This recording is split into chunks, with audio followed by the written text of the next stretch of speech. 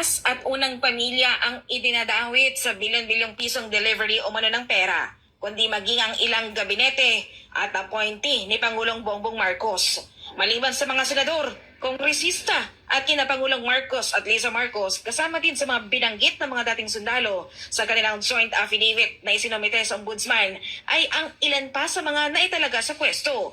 Sa page 16 ng affidavit, isinalaysay ni Bernard Tube na nagbaba umano sila ng 2 medium-sized na maleta sa basement 3 ng Horizon Homes Shangri-La para kay dating DBM Secretary Amena Pangandaman. Damay rin si Bucor Chief Retired General Gregorio Catapang Jr. na deliver umano ng 8 maleta kay Saldico sa BGC Shangri-La.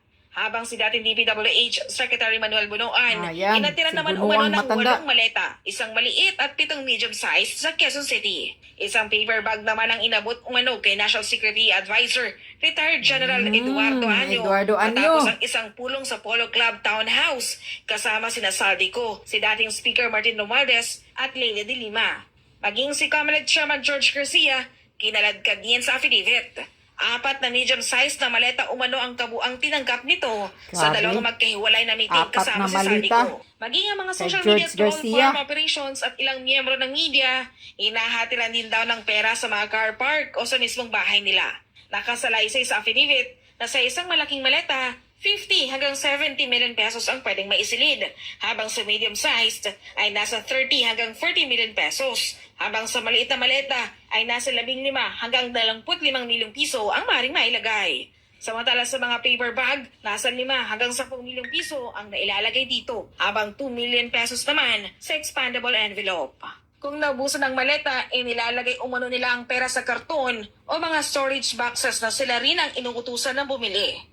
Kalakip ng dokumento ang mga litrato ng mga maleta, shipment receipts, at maging ang chopper na umanay ginamit nila sa operasyon. Ngunit sa gitna ng mga pasabog na ito, inilahad ng mga dating sundalo sa huling bahagi ng kanilang joint affidavit ang nararanasang pressure. Binigyan umano sila ng babala na huwag ibubunyag ang operasyon at inalokan pa ng pabuya kapalit ang paggawa ng contra-affidavit para pasinungalingan ang mga salaysay ni Orly Gutesa. Dahil sa kanilang pagtanggi, banta sa buhay sa pamamagitan ng text at tawag ang kanilang natatanggap. Ayon sa kanila, may ilan na sa kanilang kasamahan ang nakumbinsing bumaliktad.